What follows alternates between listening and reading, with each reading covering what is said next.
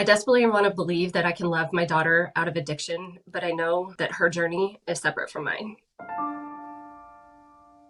I had to find the balance between caring for her, caring for the other people in my home, and caring for myself. I knew the little girl that I had raised was still inside of her. I have cried more than I would like to admit, slept more than I would like to admit. I have not always been brave. Choosing to walk this journey with her, there's days that I can, there's days that I need motivation to keep going, and there's days that I can't. And only one of those are non-negotiable to me, and that's the days that I can't, because I know that I can't pour from an empty cup.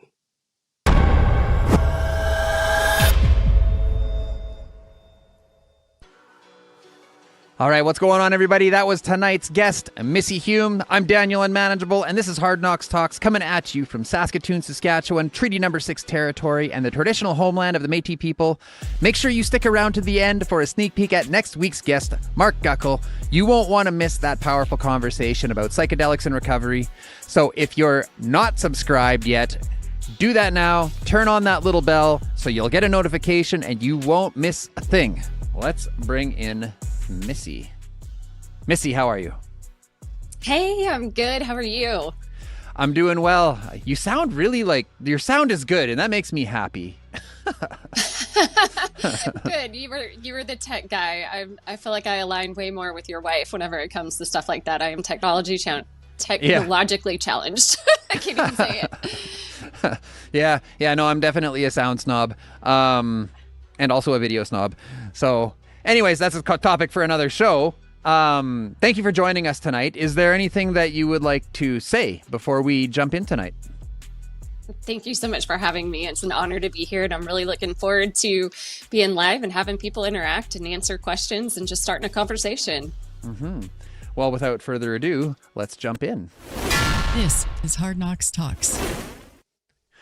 All right, before we jump in, I just want to let you all know that tonight's production is premier sponsored by Stronger Together Canada, peer-led support groups by Mum Stop the Harm. We're going to learn a little bit more about them in just a little bit. But for now, let's talk about Missy. Missy, it is challenging to get people to step forward and share their story as a loved one, as a family member. I've heard it said oftentimes that the family can get sicker than the person who's using substances. And thank you for coming and sharing your perspective with us tonight. Now, you have a daughter.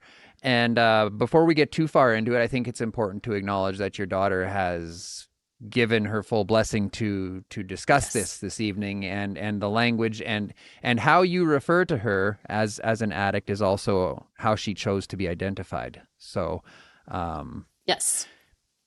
So she's very supportive of me talking and sharing my story, and she sees the way that it has helped people, and so she's my biggest encourager to keep talking, and so that's the reason why I do it.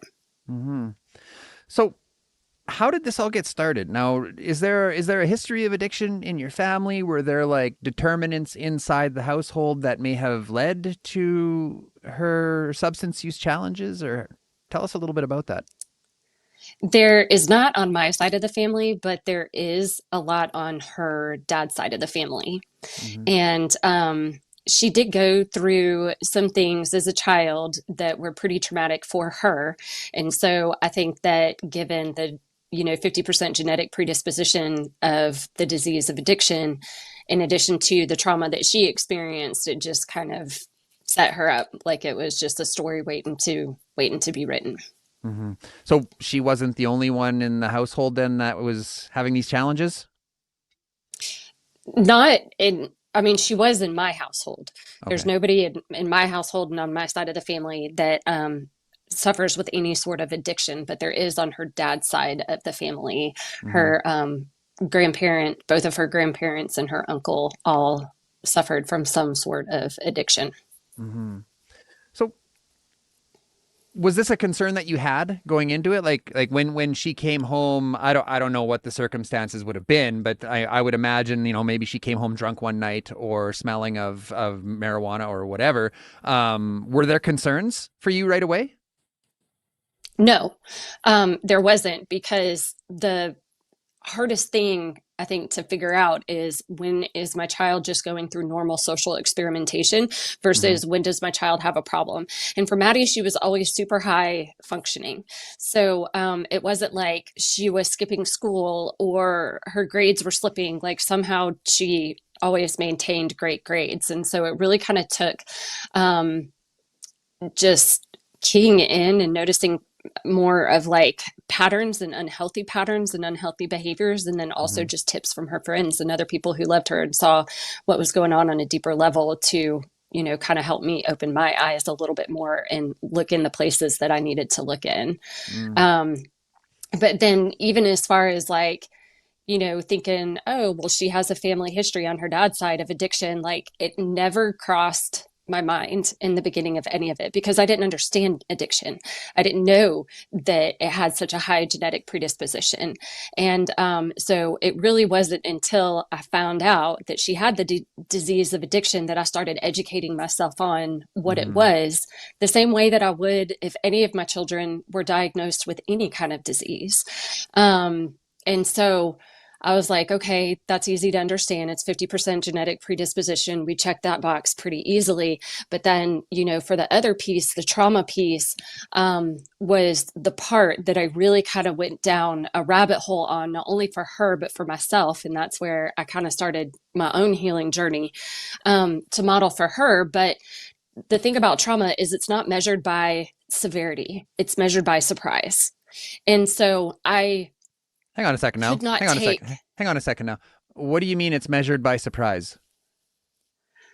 Like, so you can have two people show up to any event, and one person can walk away completely unaffected, and another person can show up and say, that really affected me, and it changed the way that I now show up or view or my paradigms or whatever. So, for example, well, I don't even know how to give a good example of it, but it doesn't necessarily have to be something that would be considered so bad and so traumatic by a majority of people to be traumatic and still have an effect on somebody else. So that's why if it's something, it catches you by such surprise that it becomes a traumatic event to you, that changes you. That changes you at a core level. That changes your paradigms. That changes you emotionally. And that trauma stays with you. Those are the hard emotions that I think a lot of people have a hard time processing, especially those with the disease of addiction.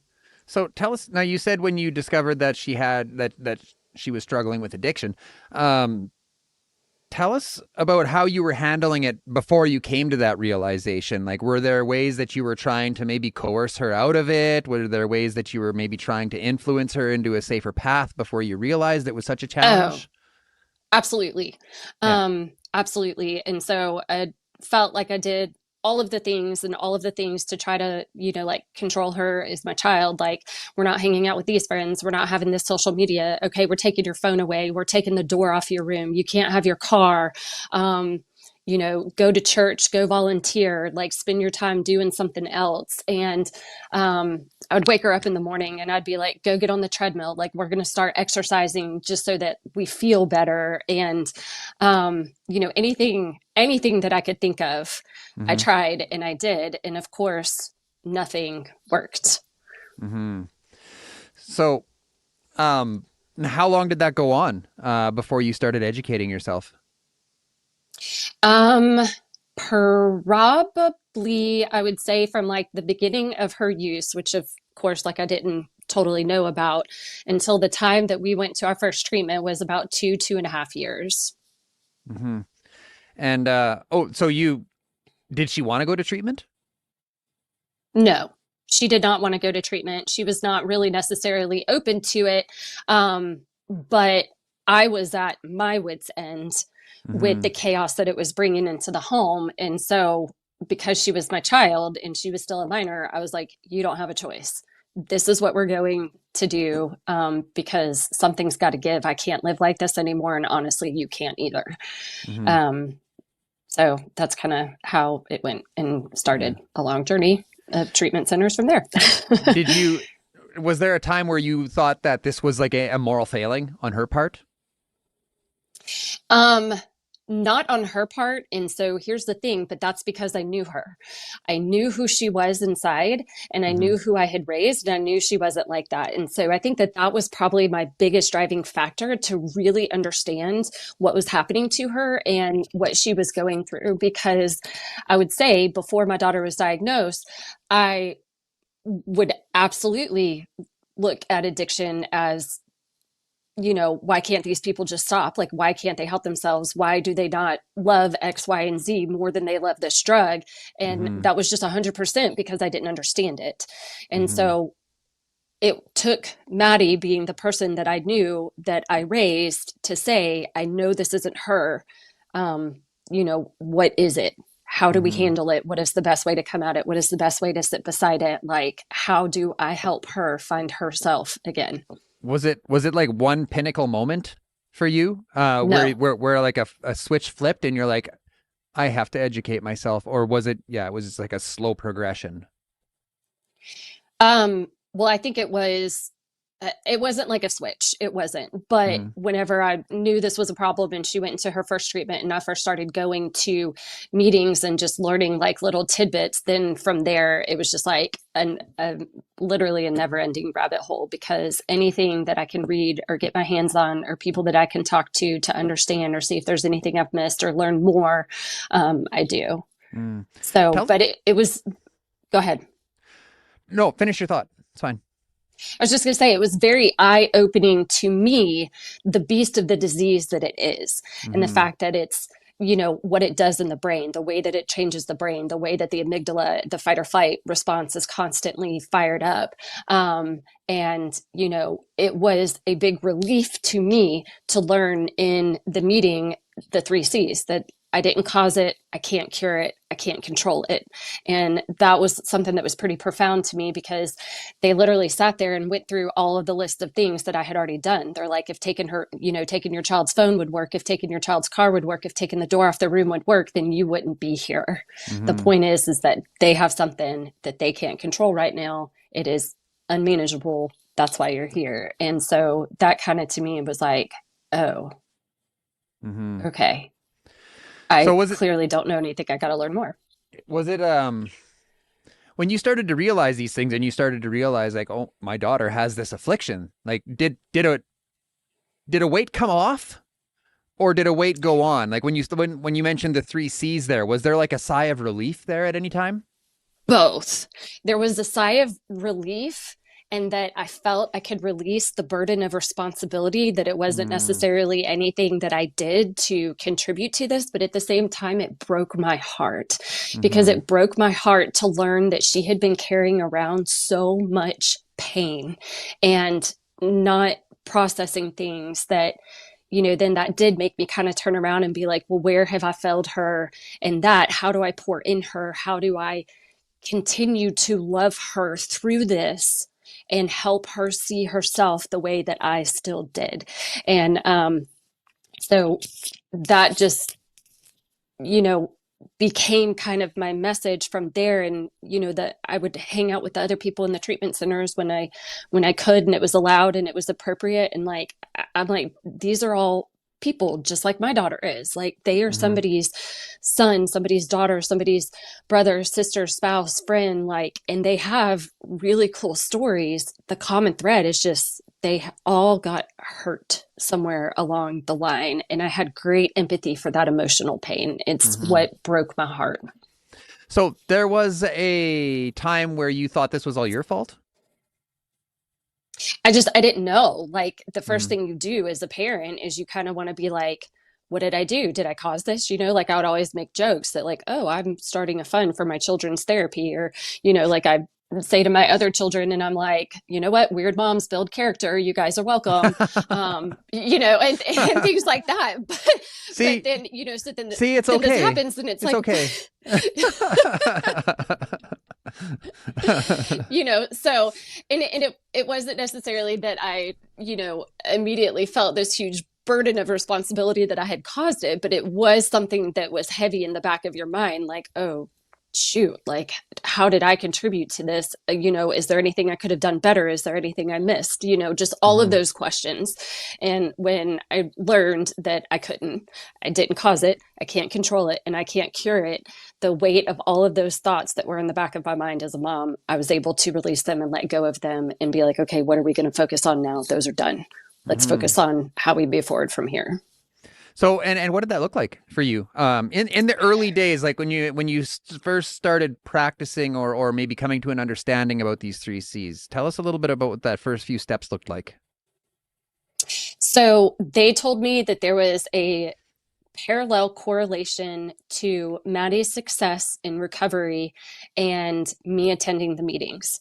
So I was like, okay, done. Like, I will model this for her. I will learn everything I can, and I will model everything I can for her. So the first thing, when I started going to the meetings, then of course I learned a lot from the meetings, and I got a lot of support from the other moms and everything who were going through similar things with their children. But I learned everything I could initially about the disease and that whole genetic piece, the science, all of that. And then I went down the rabbit hole of the trauma and the emotions and all of that. And that's kind of like what my book and my, coaching practice, whenever I had it, was kind of all about, was more of like the healing and the trauma and being able to sit with your pain and still so fiercely love yourself so that when others look at you, they know exactly how it should be done. Was there ever any, I would say, judgment from community members towards? Oh, yeah. So how did you handle, and surely, did that start coming before you started going to the meetings? Oh yeah, because you would hear things, I'm in a relatively small town with lots of people who like to talk. And, so I would start hearing things like, oh, you can't hang out with Maddie. Like, she's not a good influence, or she's doing these bad things or whatever. And I'm sitting here like, whoa, wait a minute. Like, I know you guys, we were friends. What's going on that's happening that she's so bad that you think she's going to ruin your child type thing. And, so yes, absolutely. And, drugs are everywhere. And they're pretty prominent in this area. And so Maddie wasn't the only one struggling with this, but nobody wanted to talk about it. It was super, super hush hush. And I was frustrated by that because in my own experience, like, the only way you get rid of the darkness is to shine a light on it. Yeah. So you just say, hey, here is this big, dark, scary thing. We're going to shine a light on it. We're going to recognize it. We're going to name it. We're going to call it out. And then, we're going to figure out how to move on. And then, as far as everybody else goes, am I allowed to cuss? Yes. Okay. Yeah. If it's meaningful, then yes. Okay. Yeah. So to everybody else, my thought basically was, fuck you. This is my daughter. I love her. She is going to be welcome everywhere that I am. I don't care about her tattoos. I don't care what she looks like. I don't care what she's done. I still love her. And if she's not welcome, we're not sitting at your table. You guys can go, so you can take your opinions and you can go somewhere else and you can talk about it all you want. But and you had those conversations I love with people? her and I'm still proud of her. Like, did it come to that, or was that just like something that you told yourself and stood by? It was more of something that I told myself and stood by because I don't love confrontation. I'm not afraid of it, and I will stand up for her. But, I'm thinking like whenever I would take her to the neighborhood pool and she's got a tattoo that says "fuck it" on her butt cheek, like, that's cool. and there's kids there, and, I get it. Like, I get it. And I know I probably would have been one of the moms that's been like, what are you doing? Why are you bringing, somebody that has profanity tattooed on their body around young children? But at the same time, I was so determined to reduce the stigma of shame around her in every way that I could. And I felt that I could do that by showing up with her, not hiding her, and being like, fuck you, we're here. Like, if you don't like it, then you can leave, but this is who we are. And we're going to be here too. We have every right to be here too and take up just as much space as you do. Yeah. Now you are a mother of 4. Yes. Maddie being the oldest. Mhm. What did the conversation sound like, or has there been conversation around Maddie's condition with her younger siblings? Absolutely. There has been lots of conversation. It took a long time for them to be pulled into the chaos of whenever she was in active addiction. But kind of early on, when I was trying to just make sense of everything and figure out the best way to navigate it. And again, I wanted to reduce shame. I always had to ask myself, if Maddie had any other disease, would I hesitate to tell my children about it? Mm-hmm. And so for me, I would answer that question. No, I wouldn't. This would be a family thing. This would be a family conversation. Mm-hmm. And so, I took that to my children in age appropriate ways to explain Maddie is sick. Maddie has the disease. You're going to hear probably a lot of things from a lot of people about it, Mm-hmm. but I'm going to educate you first. I'm going to give you the language to use first. This is what it is. It's a disease. This is what we're going to do about it. We're going to love her. We're going to love her through it. Mm-hmm. No matter what that looks like, we're going to love her through it. Even if people say bad things, we're going to love her through it. And we're going to stick together as a family. Let's take a break, hear a word from tonight's sponsors, and then we'll look at some comments. All right. Sounds good. We've watched our children walk away. We've felt hopeless, powerless. We are moms, stop the harm. We are not hopeless. We are not powerless. Stronger Together Canada is a national network of peer-led support groups to help navigate these challenges.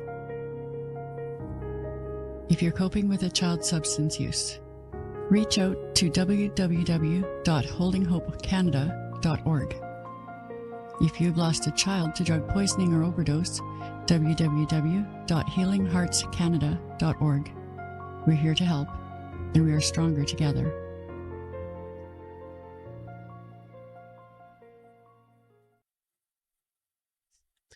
Let's look at some comments. All right. Let's go. Let's go. Hey, Donna. Well, hello.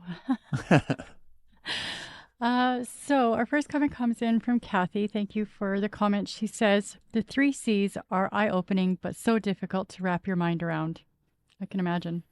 Mm-hmm. Agree. 100% agree. But I also think that I was so ready to just be done with like the burden and the heavy feelings so I could move forward that I was so thankful for the 3 C's to free me of that. And Twinkle Van Fleet says, my baby girl didn't have substance use disorder until her early 30s when her best friend jumped from a 30-story Waikiki high-rise. That's that trauma piece. That's that trauma piece. She needs healing from that trauma. That's awful. I'm so sorry that happened. Like Twinkle actually did comment a little bit later that her daughter actually witnessed the event.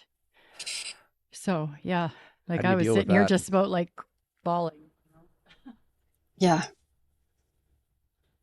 And Roseanne Morphy, thank you for your comment, says, my niece is deep into fentanyl. Can't connect with her at any level right now. She isn't open to treatment at all. She's just not ready yet. And addiction is the lack of connection. So you're saying you can't connect with her. She can't connect with herself right now either. She's just numbing down and pushing back. And I guarantee she's not using to feel good right now. She's using to just not feel. She's sick. Keep loving her. And Rosanna's got a question too. She wanted to know, did you attend NA or AA meetings? Usually Al-Anon. So the NA and the AA meetings, those are for the people who Like are me. either in recovery. I did NA. Yeah. I went to an AA meeting last Saturday, actually. Yeah, so the meetings that I went to were Al-Anon meetings, or they were meetings for the families of the people, like the treatment centers that she was in. I went to those meetings. We've got Alexander. Thank you for the comment. Yes, and he says, I don't have kids, but this is making me think of my mom. You know, I always go there too when we're having conversations with family members. Like there was a time in my life where I was like, I'm only hurting me. Like, I don't know why everyone's so mad. I'm not hurting them. I'm hurting me, you know? And we got one more comment for now from Onyx. Onyx, our good friend Onyx, says, children don't judge in nature. It's taught by their parents. I'm so sorry you had to go through that. And I had a couple of quick questions. Well, I hope they're quick. And I didn't want to interject at the time, so we're kind of backtracking just a smidge here, but this is getting back to the community. You had made a comment about that you're aware of other children in the community that were engaging in the same sort of activities or perhaps having the same sort of struggles.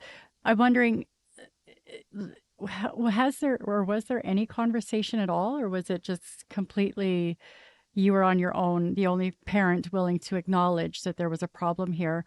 Or if you did have that conversation, how did that go? So outside of the treatment center that she was in, there was one other parent that was willing to say that their child had a problem and kind of talk to me about it and share ideas of like, hey, I saw this on social media, or this is what I'm doing. How's Maddie doing, to check in? There was one person. Okay. Well, at least there was somebody willing to, join forces with you, for lack of better terminology. And then in terms of the younger siblings, I'm kind of wondering, like you alluded to the fact that it's a rather small community. And so I'm kind of wondering, like, have the other kids been affected at all? Like, have they, had any ostracization because of this or anything? They have not had ostracization. I can't even say that word. I don't even know if that's a word. So they have not been ostracized. There was one friend who tried to make a funny joke to my son and was like, "Yeah, well, your sister does drugs," and my son just hauled off and whacked him. How old's your son? Like, "Do not talk about my sister." He's 15 now, so this was probably a couple years ago or whatever. And I was just like, good for you. And I mean, they're still best friends, and this is a precious kid, and I love him dearly. But whenever my son Preston told me about that, I was like, all right, well done.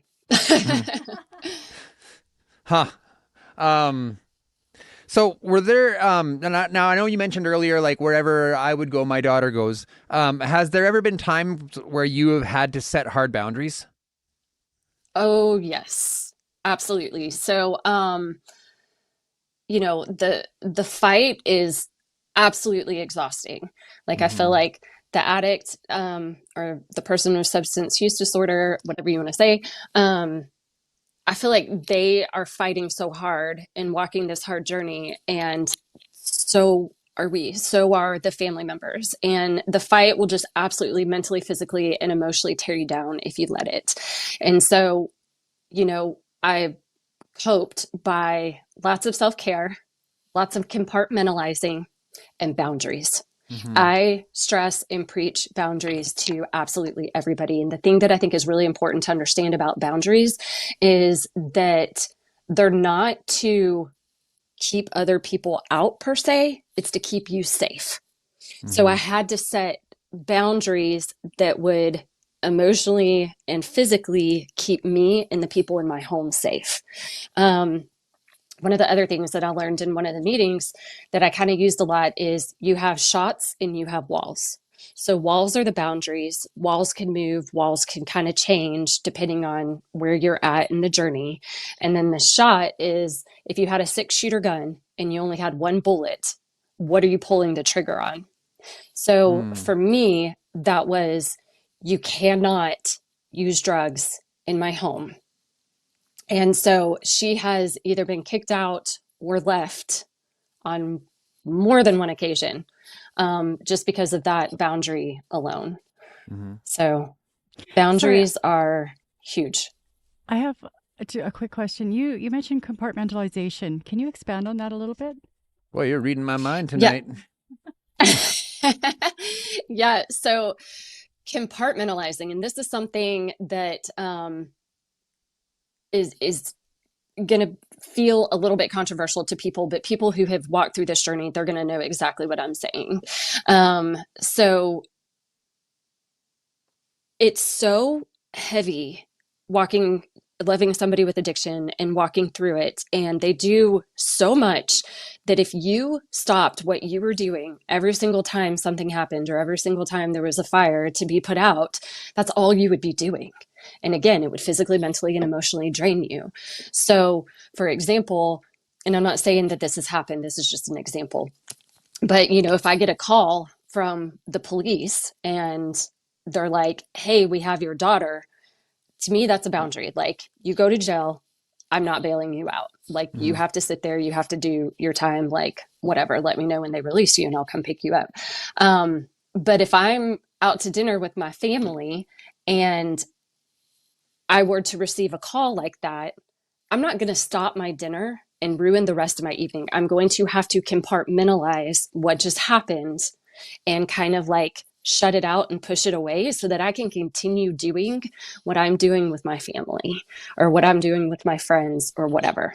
How long did that sounds like something that needs some practice. Because there's, it's hard, like for myself, like, and I don't have a loved one I'm not in your situation, but for other situations, like it's hard to shut my thoughts down, and to be like, no, that's like, sometimes I call them like a red light thought, or, that's a rabbit hole. I don't want to, I go down there, I'm not going to be able to come out so fast.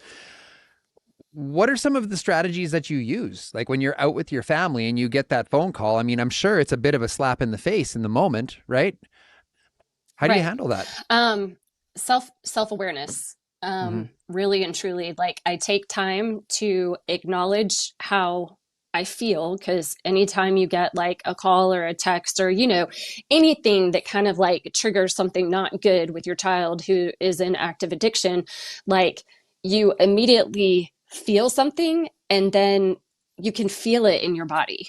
And so you have like a physiological response, the stress response. And so I take time, I acknowledge that, and then I try to bring myself back to the present moment. And I will also ask myself questions like, does stopping what I'm doing right now make anything better? And if the answer is no, then I have to force myself to acknowledge it, compartmentalize, and then move on so I can continue living my life too. Were there times where you would shut it down and just like go home and hide or something like that? Oh yeah. And I'm definitely a delayed processor. And so when something happens, like I kind of delay processing it. So, my fiance, who's walked this journey with me for the past 3 years, is amazing at understanding that about me and just kind of coming and checking in and being like, are you okay? Because he knows after something pretty, I don't want to use, traumatic as like a trigger word or whatever, but when something kind of traumatic happens, I always have a crash. I always have an emotional crash where I just have to let down and I have to cry and I have to let it all out. And I'm a huge believer in crying because it has been scientifically studied that the tears that you cry whenever you're upset and you're releasing emotions are chemically different than the tears whenever you're happy or like your eyes are just watering. So you have to feel things. You have to let them out. Emotions and trauma is stored in your body and it makes you sick. So were there times where, let me rephrase this. Have you been able to maintain a relationship with your daughter through like even the dark times? Yes. Yes. She can always call you no matter what? No matter what. And she knows that. She knows that her and I are incredibly close. And, the one thing that she will tell you that she knows fiercely, without a doubt, that is always unwavering, I have her back. So she's never actually been to jail. So I kind of use that as like a throwaway example, but like she would know that if she went to jail, because I've had this conversation with her, if she went to jail, I'm not coming to bail her out, but I'm never not there for her. And she knows that. And she knows that the second I would pick her up, if she needed to fall in my arms and cry, then we would sit on that curb and she would cry. And so I'm very, very proud of that piece that I have been able to establish that stability in her, in our relationship. I was talking a little earlier and I said there was a point in my life where I thought I was only hurting me. Has there ever been that thought process come out of her? Like, have you ever seen that in her? Like she didn't understand? Yes. Uh-huh. Yes. And, whenever she's cleared and she's in sober brain, and she can think and process, she's very empathetic to the pain and the chaos and the worry and everything that she has caused. And likewise is very, very grateful and gracious for me never giving up on her. I remember one time we were standing in the kitchen and we were screaming at each other, and because whenever she hates herself, she tries to tell me she hates me, and I know that that's a lie. I know that that's her hating herself, not really hating me. And there was one time she was like, "Why won't you just let me go? Just let me go." And I was like, "Never. I will never let you go. I will never give up on you, ever." So what does that mean? Let her go? Like let her just go off into the sticks? Yeah, let her go off and use and not care and turn a blind eye and just let her do whatever it is that she wants to do. Thinking that she's only hurting herself, and she's not. But how did you come to the realization that when she lashed out at you, it was basically a deflection of her own feelings for herself? Like how did you come to that? So that was just kind of my whole trauma rabbit hole of learning and really understanding emotions and how they work and how people project, because people can only meet others as far as they've met themselves. And, you hear about mean girls and stuff all the time. So if you have a mean girl that is constantly talking about other people's hair, that really just means that she's insecure about her own hair. And that's how it works. We see what we focus on. And so I just learned all of that in the journey. Boy, I wish I had known that in high school. It's not something you learn overnight, and I tell that to my kids all the time. And, that hair example was something my little one was actually facing. And I'm like, it's just because she doesn't like her hair. Like, you have to know that, you have to understand that, and you have to have empathy for that. And so, and I knew Maddie didn't hate me because she tells me she loves me. Let's look at some more comments. Ashes to Awesome podcast. What's up, Chuck? Good to see you tonight. Hey, Chuck. So Chuck says, shame is put on us by others. It is a boot on the neck of people struggling with all manner of strife. Guilt comes from within us. And when you can separate the two words. Yep. Very true. And thank you for your comment, Ashes. And Jasmine says, thank you for your information on how this is for parents. My mom found me almost dead. She's helping me regain my life after brain trauma, wet brain. I know this has been hard for her. She is my hero. Oh. We're glad you're still here. I'm glad you have a mom like that.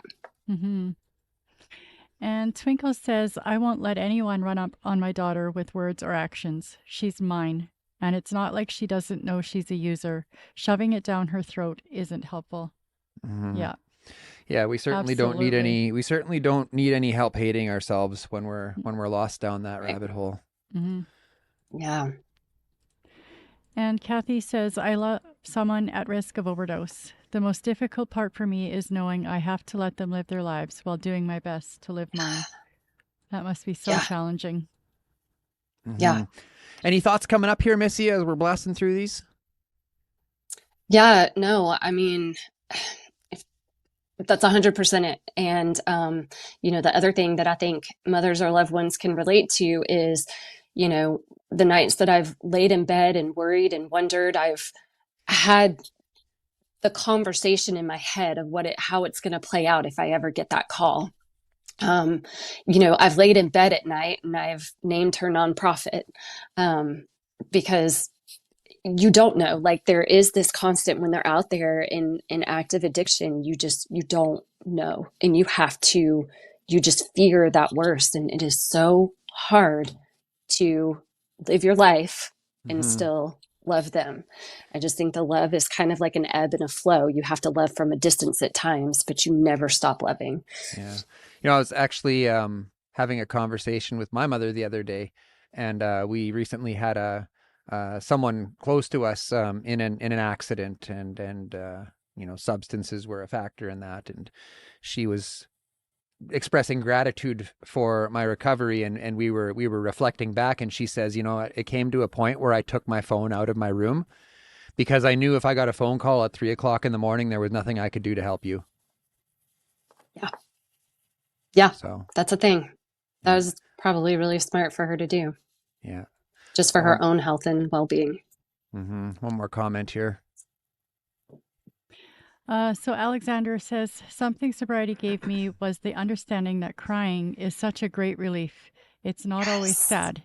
It's the anger, frustration, realizations. Yes. Yes. Wonderful comment. I'm so glad you found that. Yay, you're my people. Oh, yes, you're at home here. We don't just let anybody on the screens. So has there ever been any stints of recovery, of abstinence that are noteworthy? Mm-hmm. Yeah. I mean, she's had time clean, and, I'm really proud to say that as of right now, she's off the hard stuff, at least, which allows me to sleep a little bit better at night. So, there's over 250 days to recover, and she's been through the treatment center. She knows the book backwards and forwards, and she just, got to a point where she was like, I'm done. And it was a beautiful thing to see her come home, and her arms didn't have track marks or bruises, and she could have clear, coherent conversations. And I just had my bachelorette party a couple weeks ago, and she was able to be there for it and celebrate with me. And it was just such a joy to not just have her there, but to have like my child back. She was so fun. Is there ever any, how do I want to say this? When she finds recovery, when she's doing well, is there ever any confusion to you as to what you or who you are now? Because like for so long you've been the mom of someone who's struggling, and now you're not that anymore. Do you find that you're still trying to go back to those thoughts? Are there days where you get triggered and you start questioning her again and stuff like that? So there is a lot of CPTSD that I have from. Let's unpack that for just a second. It's like for anyone who might not know what CPTSD is, what is that? So it's complex post-traumatic stress disorder, and it usually happens whenever you have been exposed to something that is traumatic or stress for an extended period of time. And so you can have like short bouts of PTSD. Like there was one overdose that Maddie had, and she died. She was on my living room floor. Like I just knew it. Like I felt it in my soul. They were able to bring her back, but for about 3 months after that overdose, every single time I heard an emergency vehicle or a siren, I like had to pull my car over because I had an anxiety attack. I had a panic attack. That's a trauma response, because trauma comes back as a reaction. It doesn't come back as a memory. And so the CPTSD is a little bit different, and that like you just kind of live with it more and longer. And it is like, it takes smaller things. It takes smaller things to trigger. So, intrusive thoughts, whenever they come in, like you have to shut them out and not live in that place of like worry or fear. That's another big thing that I preach. Don't live in fear. Don't do or act on things from a place of fear. But I can't say that I don't get triggered by things. And so, like if she came to visit and she was sleeping for a really long time, and that was a trigger for me. Like I started panicking and I started worrying and immediately was like, you get angry? Is she using again? So I used to get angry a lot, which anger is always the secondary emotion. Underneath anger is hurt. Yes. And so I think it's important to identify that first. But, they say relapse is a part of recovery. That was another thing that was really, really hard for me to understand and accept because whenever she would relapse, I wanted to be so angry. And then one day this thing popped up and I have it on my Facebook page and it just says, every time you remember, forgive again. And so every time I catch myself feeling angry, I stop and I acknowledge the hurt that's underneath it. And then I tell myself, every time you remember, forgive again. And then that's I just sit with it. I let it meditate and then marinate. And that's kind of, how I move on from that anger whenever things happen. She's human. She's human. She's not perfect. I'm not perfect. I can't expect perfection out of her. She's come far. She's done a lot. She is a really incredibly strong and brave person. And I have to remember that. Is there ever any times, like, do you ever push her to find abstinence? Now, you mentioned that she's off the hard stuff, and I think it's safe to assume that perhaps she's on some sort of maintenance program or whatever that looks like. Does that still concern you, or are you just like grateful that she's doing what she needs to maintain a path to wellness? I'm grateful that she's doing what she needs to maintain a path to wellness, because again, the other thing that I have to keep bringing myself back to is it is progress over perfection. And so, I would love to just take her and shake all of it out of her, shake all of the hurt, shake all of the, drug use and just all of it and be done with it and go immediately to her future where she's living her best life and being the best version of herself. But we're here today. This is where we are at today. And so we're going to be thankful for today that we are making progress over perfection. So I think we're coming into the end. Is there anything else you wanted to hit on? I'd just like to say you are an incredibly strong and inspiring woman. Like, it's the things that you have said tonight are so helpful, so enlightening. My kids are still young, but I live in this place of fear of, like you said, the 50% predisposition. Yeah. God help us, no trauma. But there is that on both sides of the family, the predisposition. So, I do live in these states of fear of like, what am I going to do if and or when these situations present themselves? And some of the things that you've said tonight have been very helpful for my own state of mind. So thank you for that. Good. I got you, Mama. I got you. Being a mama is the hardest job you'll ever do. Okay, well, don't leave yet. We're not done yet. We still have a clip from next week's guest. So if you're getting anything out of this talk tonight, please hit that subscribe button. Give this show a like. It helps us get the word out a little bit more. Tells the algorithm that we matter. Missy, is there anything that you would like to leave us with tonight? Yes, I'm going to leave you with the story of the buffalo. So if you don't know, whenever a storm is coming, cows tend to run away from it, but the buffalo run towards it head on. And in doing so, they are able to get through the storm faster and get on the other side of it. So for the hard stuff in life, any of it, all of it, it applies to everybody. Just run towards the storm. Just face it head on, get through it, and get on the other side.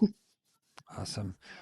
All right, Missy, thanks so much for joining us tonight. We'll let you go. Here's a clip from next week's guest. We'll see you all again next Sunday night right here on Hard Knox Talks. Take care, everyone.